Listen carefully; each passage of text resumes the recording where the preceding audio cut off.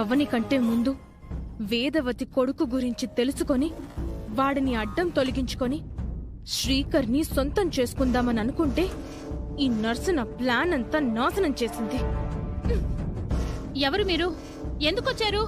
మీరొచ్చి కూర్చోండి. నా ఇంటికొచ్చి నాకు మర్యాదలేంటి? అనవసరంగా మీరు టెన్షన్ పడకుండా ముందు మీరొచ్చి కూర్చోండి. చెప్పండి. 2 మాటల్లో నేను నాకు కావాల్సింది అడుగుతాను. మీరు నాకు నిజం చెప్పాలి.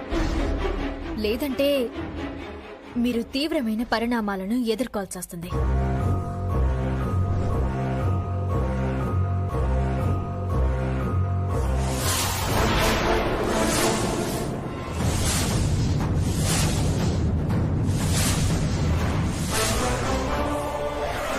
రుద్రవరం గవర్నమెంట్ హాస్పిటల్లో మీరు జాయిన్ అయినప్పటి ఫోటో. మీ ఫోటోతో మిమ్మల్ని పట్టుకున్నాను. నాకు నిజాలు తెలిసేంత వరకు మిమ్మల్ని వదలను. వేదవతి గారికి 3వ కాన్పులో ఒక కొడుకు పుట్టాడు. ఆ బిడ్డ చనిపోయాడు అని మీరు చెప్పారు. బతికే ఉన్నాడని మాకు తెలిసింది. ఆ బిడ్డ ఎక్కడున్నాడు, ఎవరి దగ్గరున్నాడు? నాకేం తెలీదు. మీరు ఇదే ఆన్సర్ చెప్తారని నాకు తెలుసు. అందుకే నా అరేంజ్మెంట్స్తో నేనొచ్చాను.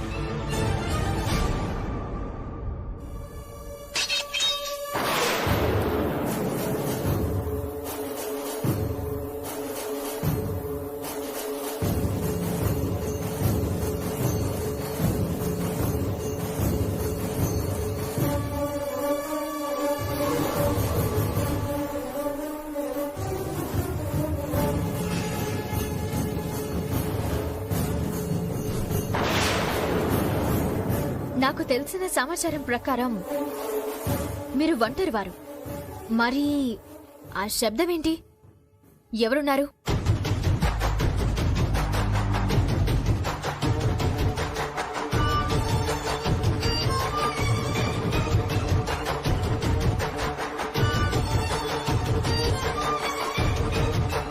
నాగ బుక్క అనగా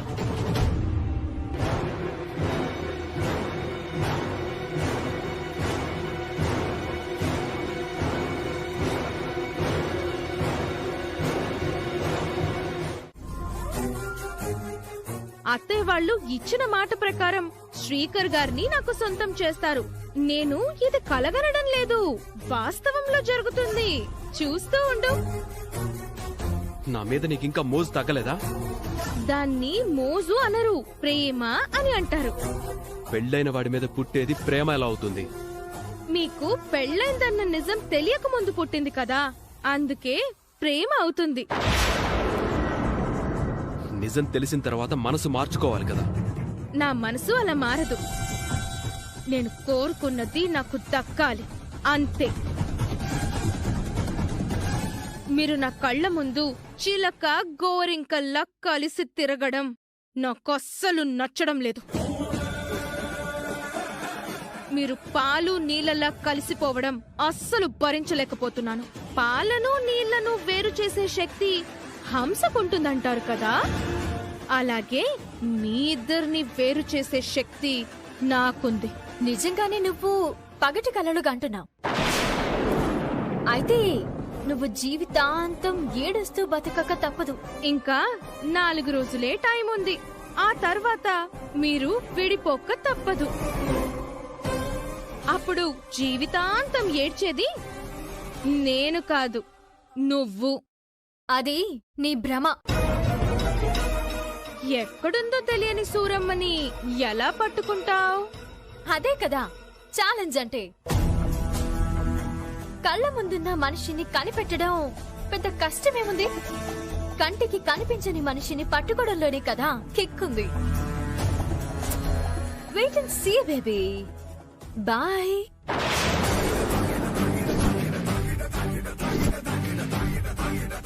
రా బావా.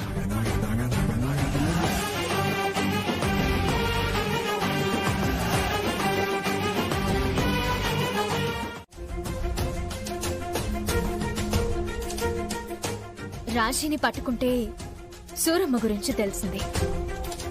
సూరమ్మని పట్టుకుంటే మీ అన్నయ్య గురించి తెలిసిపోతుంది బావా. సూరమ్మను తొందరగానే పట్టుకుంటాను. ఏంటి బావా అలా చూస్తున్నావు? నీకు పట్టుదల ఎక్కువని.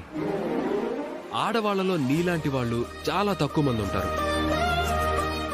నీలాంటి వాళ్లే విమానాలు నడిపేయగలుగుతారు, అంతరిక్షంలోకి వెళ్ళిపోగలుగుతారు, అరుదైన స్థానాల్లో కూర్చొని ఆడవాళ్లు ఎందులోనూ తక్కువ కాదని నిరూపించగలుగుతారు. నిన్ను చూస్తుంటే పురాణ కాలంలోని సతీ సావిత్రి, సతీ అనసూయలు గుర్తొస్తున్నారు. ఏంటి బావా ఈ రోజు అంత పెద్ద బిరుదులు ఇస్తున్నావు? ఆ బిరుదులకి నువ్వు అర్హురాలివని. ఎందుకంటే ఆ మహాసాధ్వులు వాళ్ళ భర్తలను రక్షించుకోవడానికి దైవాన్ని ఎదిరించారు, ఎన్నో పరీక్షలను జయించారు, చాలా పోరాటాలు చేశారు. నువ్వు కూడా అలాంటివి ఎదుర్కొంటున్నావు. నా గురించి నువ్వు ఎన్ని కష్టాలు పడ్డావో కళ్ళారా చూశాను, ఇంకా చూస్తూనే ఉన్నాను. నా దృష్టిలో నువ్వు కలియుగ సావిత్రివి. నీలాంటి భార్య ప్రతి మగాడికి ఉంటే అందరూ ఉత్తమ భర్తలైపోతారు. ఈ రోజు నన్ను చాలా చాలా పొగిడేస్తున్నావు బావా. ఇవి పొగడ్తలు కావని, అతిశయోక్తులు అంతకంటే కావు, వాస్తవాలు. నేను చాలా చాలా అదృష్టవంతుడిని.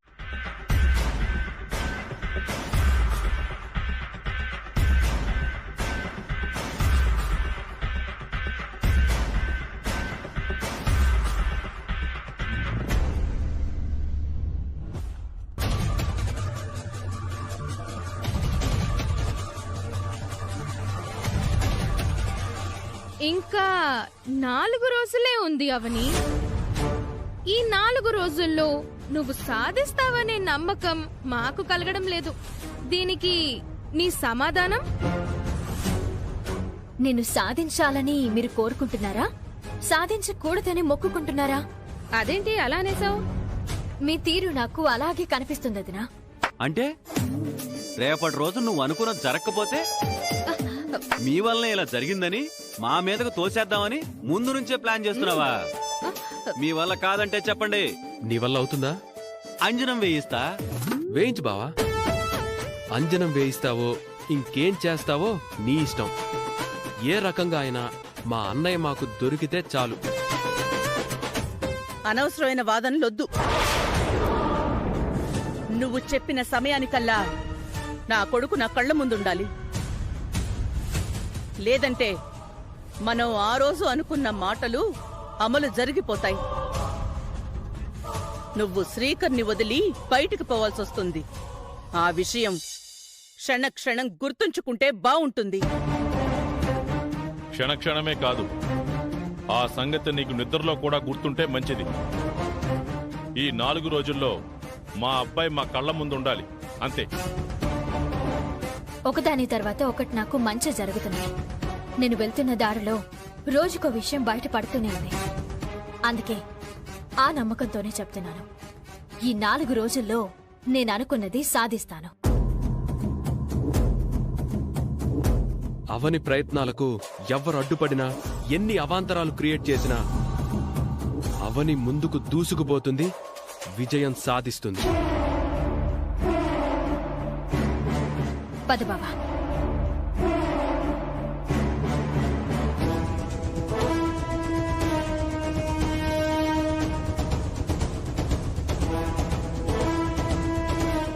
నాకైతే ఇదంతా పెద్ద టైం వేస్ట్ ప్రాసెస్ లా అనిపిస్తోంది. అవును నిహారిక, చాలా సందర్భాల్లో అవని ప్రూవ్ చేసుకుంది. ఈసారి కూడా తన గోల్ ని రీచ్ అవుతుంది అని నాకనిపిస్తోంది. అవని అనుకున్నది సాధించిందంటే నాకు నా తమ్ముడు దొరుకుతాడన్న ఆనందం ఒకవైపు, అలా జరిగింది అంటే నీకు శ్రీకర్ దక్కడేమోనన్న బాధ ఇంకొక వైపు. చివరికి ఏం జరుగుతుందో ఏంటో. నేను ఎట్టి పరిస్థితుల్లోనూ శ్రీకర్ గారిని దక్కించుకోవాలి, అంతే.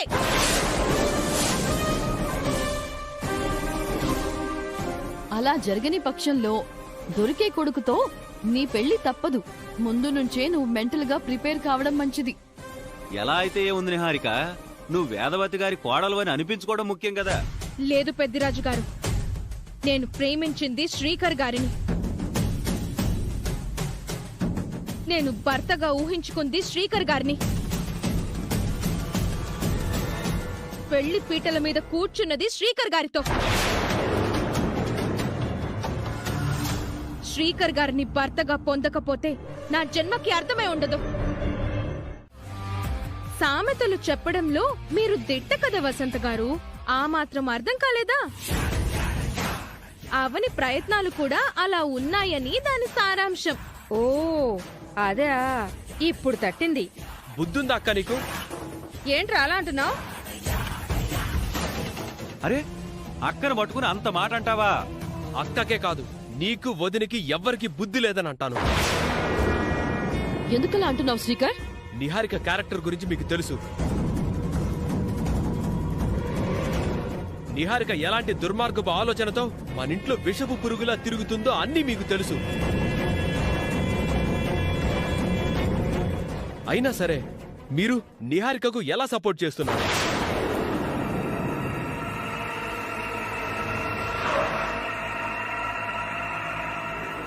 కనిపించని తమ్ముడు కనపడితే బాగుండనే ఆలోచన నీకు లేదు. ఇంటి కోడలిగా నీకు గాని, ఇల్లరికపు అల్లుడుగా నీకు గాని కొంచెం కూడా బాధ లేదు. ఇంటి మనుషులకు అండగా ఉండకుండా బయట మనిషికి, అందులోనూ కుట్రలు చేసే మనిషికి సపోర్ట్ చేస్తున్నారు.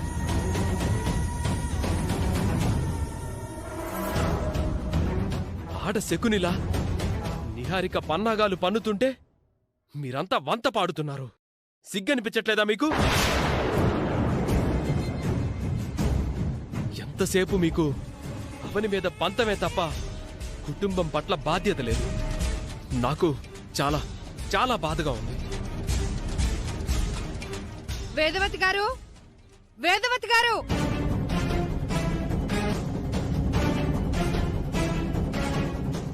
వేదవతి గారు, త్వరగా రండి. ఏంటండి లాయర్తో వచ్చారు? ఆస్తుల్ని నిహారిక పేరు మీద రాయించాలి అనుకున్నప్పుడు అత్తయ్య గారు మా లాయర్ గారిని పిలిపించారు. ఇప్పుడు అవనికి నిహారికకి మధ్య పెద్ద ఛాలెంజే నడుస్తుండగా మీరు లాయర్ని వెంట పెట్టుకుని వచ్చారు. ఏంటి విషయం? వేదవతి గారు, ప్రసాదరావు గారు రానివ్వండి, విషయం వివరంగా చెప్తాం.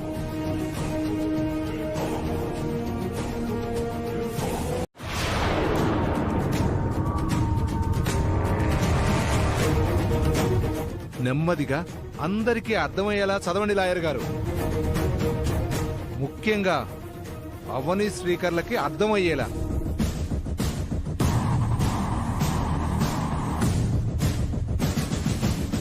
లీగల్గా ఇది చాలా స్ట్రాంగ్ అగ్రిమెంట్ వేదవతి గారు.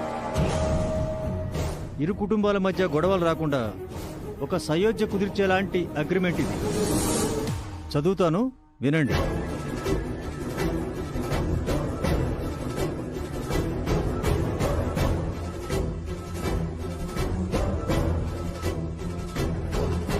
అవని అనబడే నేను వేదవతి ప్రసాదరావు గారుల చిన్న కొడుకైన శ్రీకర్ని కుటుంబానికి తెలియకుండా దొంగ వివాహం చేసుకున్నాను. జాతకం కలవని నేను చిన్న కోడలుగా గుర్తింపును పొందటానికి అర్హతను కలిగిలేను.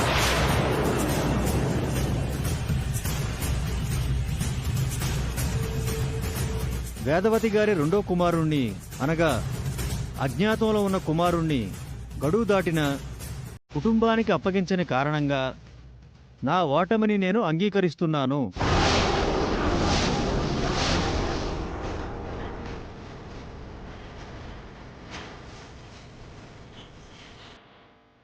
ఇచ్చిన మాట ప్రకారం 3 ముళ్ళు తీసేయడానికి, 3 ముళ్ళు కట్టిన వాణ్ణి వదులుకోవడానికి సిద్ధపడి ఈ వివాహ బంధాన్ని రద్దు చేసుకుంటున్నాను.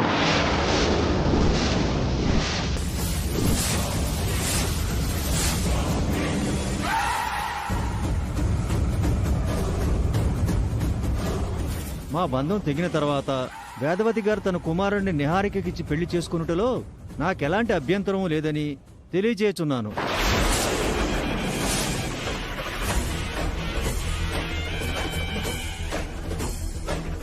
వేదవతి గారి ఆస్తులను నిహారికకు అప్పగించుటకు నేను పూర్తి సమ్మతం తెలుపుచున్నాను. ఇందులో ఎవరి బలవంతం గాని బెదిరింపులు గాని లేవని తెలియజేయుచున్నాను. ఇట్లు అవని.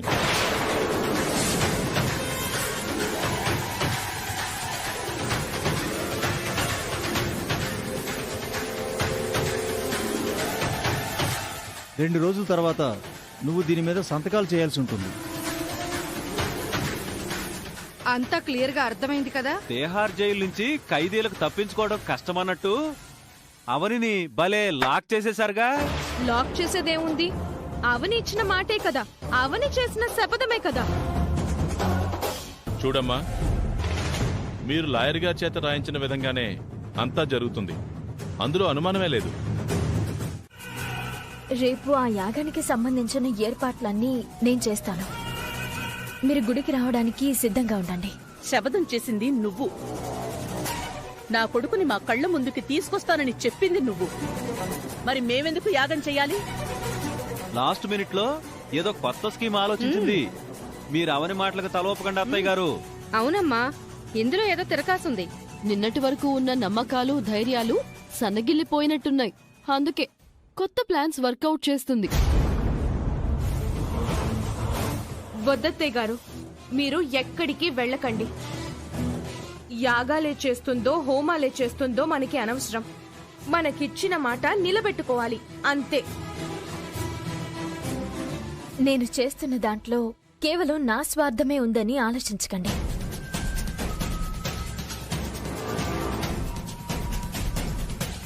మీకు జరగబోయే మేలును కూడా గుర్తించండి.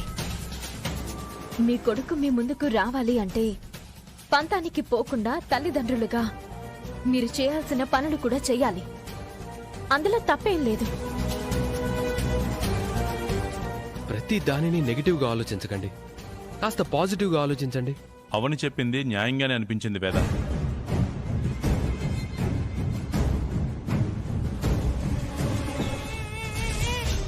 అవని ప్రయత్నం మన కొడుకు కోసమే కదా.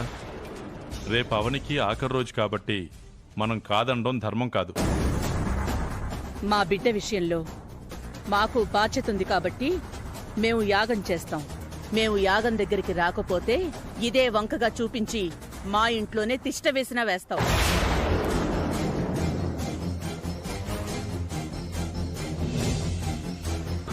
రేపు నువ్వు అనుకున్నట్టు జరగకపోతే ఎల్లుండి అగ్రిమెంట్ మీద సంతకాలు చేసి నువ్వు బయటికి పోవాలి. గుర్తుంచుకో.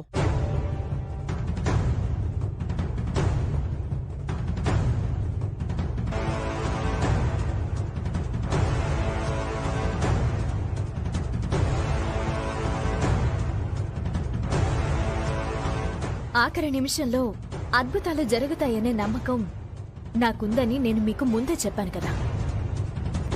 నాకంతా మంచి జరుగుతుంది. చూస్తూ ఉండండి. యాగం దగ్గరకు అందరూ ఆహ్వానితులే.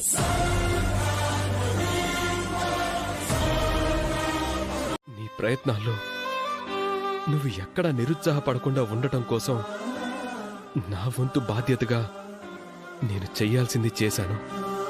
ఇంకా నా వల్ల కూడా ఏం కాదు. గడువు దాటిపోయిందంటే మన పరిస్థితి ఏంటో ఆలోచించు. జరగరాందేదైనా జరిగిందంటే పరిణామాలను ఎదుర్కోవడానికి సిద్ధంగా ఉండక తప్పదు. నువ్వు నిహారికతో ఉన్నా కూడా ఈ జన్మకి నువ్వే నా భర్తవే. నేను కూడా ఈ జన్మకి నువ్వే నా భార్యవని అనుకుంటున్నాను.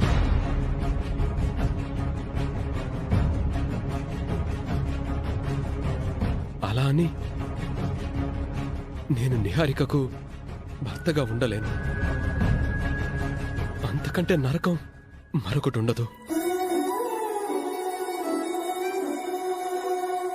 నువ్వు త్యాగానికి సిద్ధపడగలవేమో గాని నేను సిద్ధపడలేను. ఈరోజు నువ్వు ఇన్ని కష్టాలు పాలు కావడానికి కారణం నేనే కదవని. నువ్వెలా కారణం అవుతావు బావా? మొదటి చూపులో నేను నిన్ను చూసి ప్రేమించకపోయుంటే, చెన్నైలో నేను నీకు తాళి కట్టకపోయుంటే ఈరోజు పరిస్థితులు ఇలా ఉండేవి కాదు కదా. అప్పుడలా జరగకపోయుంటే నా మేనమామ కుటుంబాన్ని మిస్ అయిపోయి ఉండేదాన్ని కదా బావా. అప్పుడలా జరుగుండకూడదు అని నేనెప్పుడూ అనుకోలేదు బావా. అలా జరగకపోయుంటే నేను దురదృష్టవంతురాల్ని అయ్యుండేదాన్ని.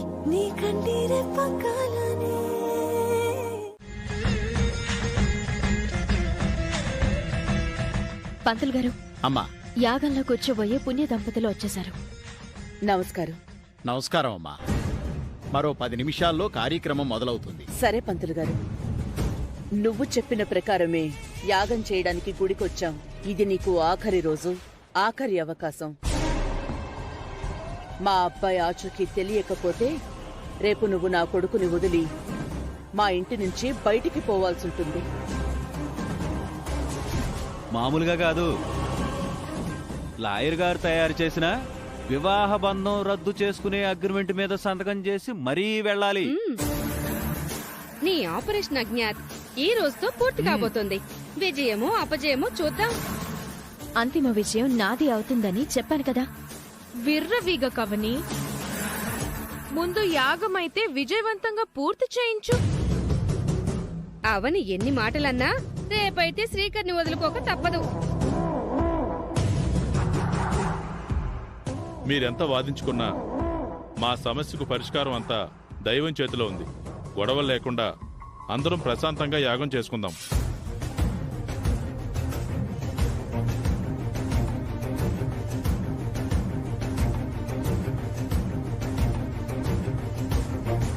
సూరమ్మ ఈ గుడి దగ్గరకు వస్తుంది బావా. వాట్? నేను వేసిన ప్లాన్ ప్రకారం ఆ సూరమ్మ గుడి దగ్గరకు ఖచ్చితంగా వస్తుందని నేను నమ్ముతున్నాను. ప్లానా? నాకంతా అయోమయంగా ఉంది. అసలు నీ స్కెచ్ ఏంటో నాకు క్లియర్గా చెప్పావని. నేను హెడ్ నర్స్ రాజీ గారిని మరోసారి కలిశాను బావా. నా మేనత్త కుటుంబం అంటే నాకు ప్రాణం. నా కుటుంబాన్ని చెడు నుంచి నేను కాపాడుకోవాలి, ప్రమాదంలో పడకుండా చూసుకోవాలి. అందుకే నా ఆరాటమంతా. దయచేసి నన్ను అర్థం చేసుకుని నాకు మీ వంతు సాయం చేయండి. డబ్బుకి ఆశపడి ఆ రోజు పాపం చేశాను అని అన్నారు కాబట్టి ఆ పాపాన్ని కడిగేసుకోండి. సూరమ్మ ఎక్కడుంటుందో చెప్పండి. ప్రమాణం చేసి చెప్తున్నానమ్మా, సూరమ్మ ఆ కుటుంబం ఎక్కడుందో నిజంగా నాకు తెలీదు. తెలిస్తే చెప్పకుండా ఉండను. నిహారిక వచ్చి మిమ్మల్ని బెదిరించినందుకు భయపడుతున్నారా? భయపడ్డానమ్మా, కాదనడం లేదు. కాని నా భయం కంటే చేసిన పాపానికి నివృత్తిగా నేనేదో ఒకటి చెయ్యాలి. అందుకే నేను నీకు సహాయం చెయ్యాలని అనుకుంటున్నాను. అయితే మీకెప్పుడైనా సూరమ్మ కనబడితే నాకు వెంటనే ఫోన్ చేయండి. సరేనమ్మా. నేననుకోవడం మాత్రం సూరమ్మ ఖచ్చితంగా బస్తీలోనే ఉంటుంది. మీరు వెతకమని అంటున్నారు కదా, మళ్ళీ మళ్ళీ వెతుకుతూనే ఉండండి, ఖచ్చితంగా దొరుకుతుంది. సూరమ్మ ఖచ్చితంగా ఇదే బస్తీలో ఉంటుందనే నమ్మకం నాకు మరింత బలపడింది బావా. అది సరే, యాగం అయ్యేంత వరకు ప్రతి కెమెరా ప్రతి సెకండ్ని కవర్ చేయాలి. Yes madam. ఈ రోజు నా లైఫ్లో అతి ముఖ్యమైన రోజు, గెలుపోటములు తేల్చే రోజు. సో ప్రతి క్షణం నాకు చాలా వాల్యుబుల్. Sure madam. అసలు ఈ సెటప్ అంతా ఎందుకవని? సూరమ్మ వస్తే ఈ కెమెరాల్లో తెలుస్తుంది బావా. గుడికి చాలా మంది వస్తారు, అందులో సూరమ్మ ఎవరో ఎలా గుర్తుపడతావు? దానికి నా దగ్గర ఒక ప్లాన్ ఉంది బావా. ఇదంతా ఎందుకు చేయడం? డైరెక్ట్ గా రాజీ గారినే గుడి దగ్గరికి తీసుకొచ్చి ఉంచితే సూరమ్మను ఆవిడ ఈజీగా గుర్తుపడుతుంది కదా. నేను కూడా అలాగే అనుకుని ఉదయం ఫోన్ చేశాను, రీచ్ కాలేదు. మరోసారి ఫోన్ చేశాను, రింగ్ అయింది కానీ లిఫ్ట్ చేయలేదు. ఏం జరిగిందో అర్థం కావడం లేదు. అక్కడ మన మనిషిని ఒకరినుంచాను. రాజీ గురించి తెలుసుకోమని చెప్పాను. నీ ఫోన్ ఇవ్వు బాబా. పైకి కాదు. ఏ మాత్రం దానికి ఎందుకు అడిగావరా? ఆటో ఎక్కించు.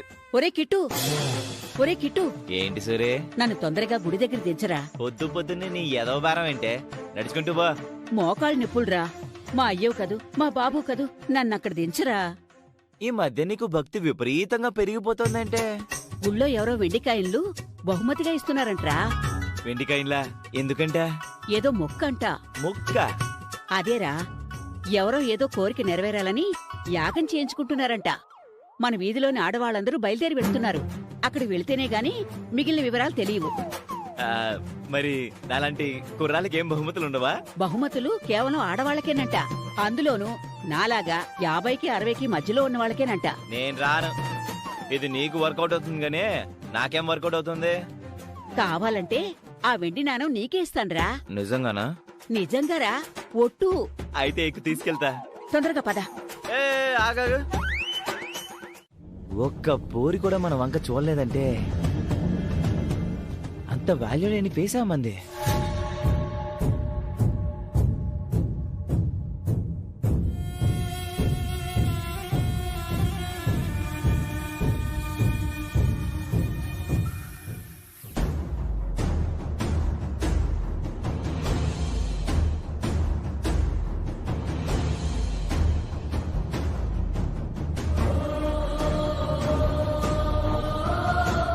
నా పేగు బంధం ఈ చుట్టుపక్కలే ఉన్నట్టు నా మనసు కనిపిస్తోంది. నా కొడుకు నీ సన్నిధిలో ఉంటే గనక నా ముందుకి రప్పించు తల్లి, రప్పించు.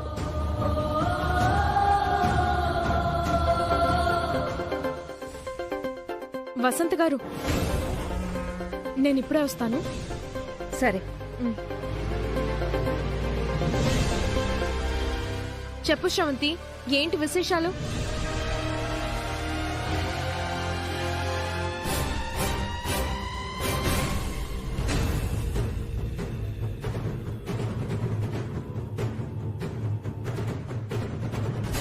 ఏంటి బంగారం ఎలా ఉన్నావు?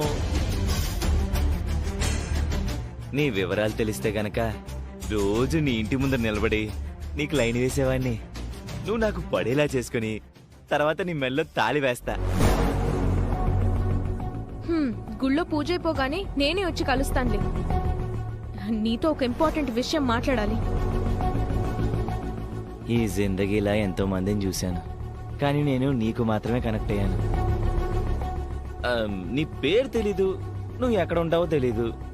నిన్ను కనిపెట్టడం ఎలాగో నాకు అర్థం కావడం లేదు.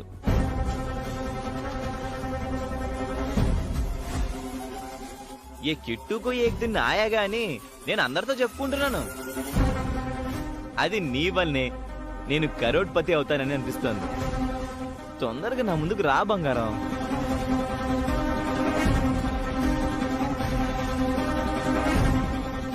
బాబు ఆటో ఏంటి? కోటికి వస్తావా?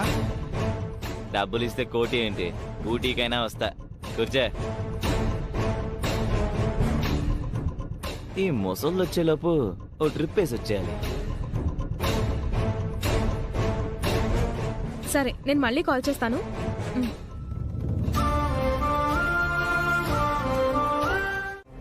అయిపోయింది అవని, అంతా అయిపోయింది. నీకిచ్చిన గడువు ఈ రోజుతో ముగిసిపోయింది. తర్వాత నువ్వు ఎలాంటి ఆటలాడినా అనవసరం. నువ్వు చెప్పినట్టుగానే యాగం పూర్తి చేశాం. నీకిచ్చిన మాటని మేము నిలబెట్టుకున్నాం. మాకిచ్చిన మాటను నువ్వు నిలబెట్టుకో. నీకిదే ఆఖరి రోజు. తెల్లవారితే నువ్వు మా ఇంట్లో ఉండే అర్హతను కోల్పోతావు. మీ అబ్బాయి దొరికితే అతని చేత తాళి కట్టించుకుందామని అనుకున్నాను. బట్ అతను దొరకలేదు. దొరుకుతాడనే ఆశ కూడా కనిపించడం లేదు. అంతా నా బ్యాడ్ లక్. ఇంకా మీరు శ్రీకర్ గారిని నాకిచ్చి పెళ్లి చేయక తప్పదత్తయ్యా.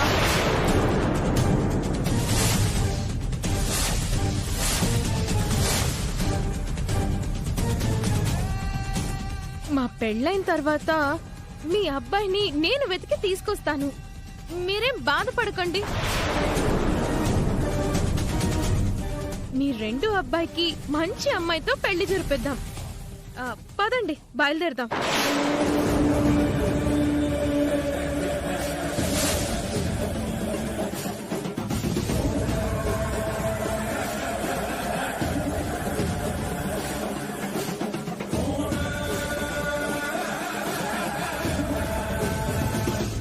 అవని, మనం కూడా బయలుదేరదాం పద.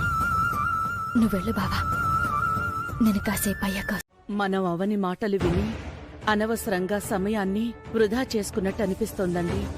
గతంలో కొన్ని విషయాల్లో తనను తాను నిరూపించుకున్నట్టు ఈసారి కూడా అలాగే చేస్తుందనుకున్నాం. మన కొడుకుని మన దగ్గరికి తీసుకొస్తుందనుకున్నాం. చివరికి ఇలా అయ్యింది. 10 రోజులు కాలక్షేపం చేసింది మావయ్య గారు.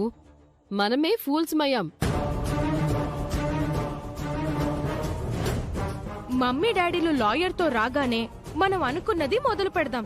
ఆ అవనిని ఇంటి నుంచి తరిమి కొడదాం. అదిగో వచ్చేశారు.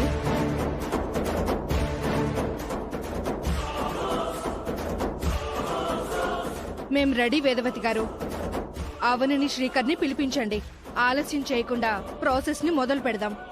అవని, శ్రీకర్ బయటికి రండి.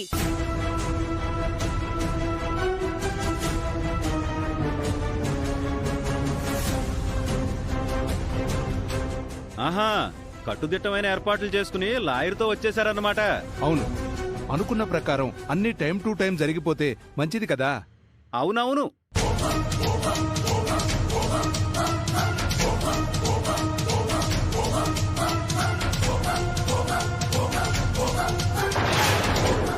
అవని ఇంటి నుంచి బయటికి పోవడానికి లగేజ్ సర్దుకుందా? ఈ రోజుతో అవని నీకు మాజీ భార్యగా మారబోతుంది చిన్నోడా.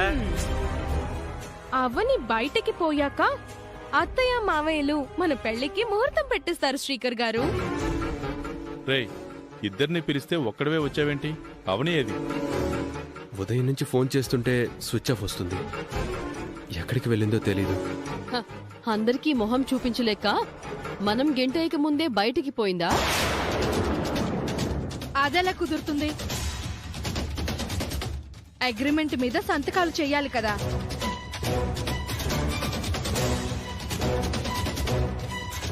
సంతకాలు చేయకుండా పారిపోయిందంటే ఫ్యూచర్లో నా భర్త అంటూ లీగల్గా వస్తుంది కదా.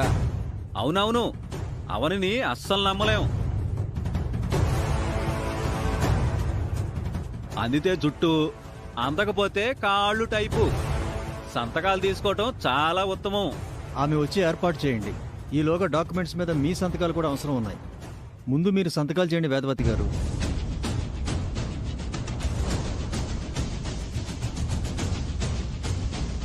సంతకాలు చేయాల్సింది అవని కదా.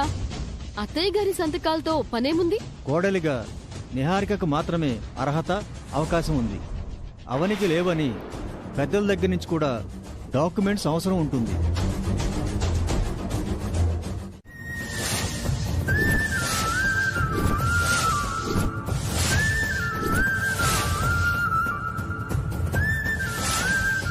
మనిషివా నువ్వు?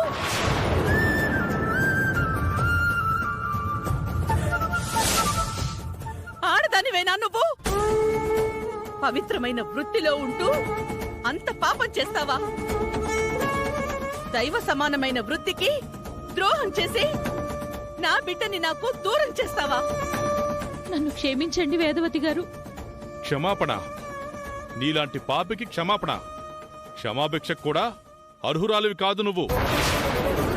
ఆ రోజు నువ్వు నా దగ్గరకొచ్చి మా బిడ్డ చనిపోయిందని చెప్పగానే నా గుండె ఆగినంత పని అయిపోయింది.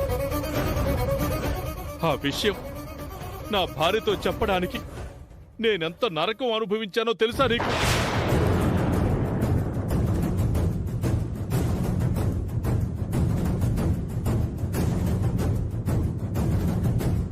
ఇదంతా నిజమేనా? లేదంటే కల్పిత పాత్రలతో క్రైమ్ న్యూస్లు టెలికాస్ట్ చేసినట్టు మా ముందు డ్రామాలు ఆడుతున్నారా? నాకు అదే అనుమానంగా ఉంది. నమ్మకండి వేదవతి గారు, ఇదంతా ఏదో కట్టుకథలా ఉంది.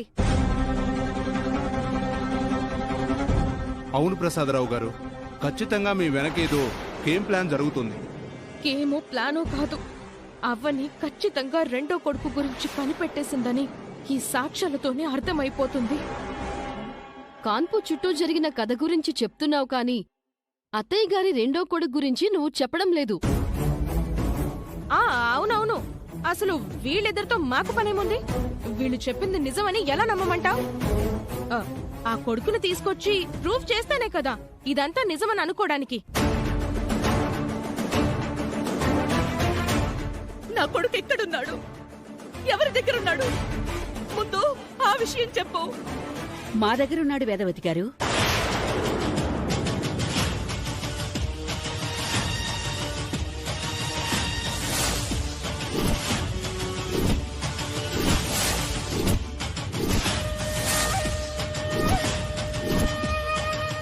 ఆవిడే సూరమ్మ.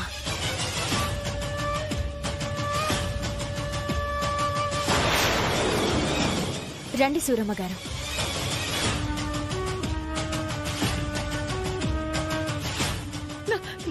నా కొడుకు నీ దగ్గరున్నాడా? అవునమ్మా. ఆ రోజు నా కూతురు మాంగళ్యం కాపాడడం కోసం నా మాంగళ్యం తీసి మరీ ఆ పాపం చేశాను. అందుకు శిక్షగా నా భర్తను కోల్పోయాను.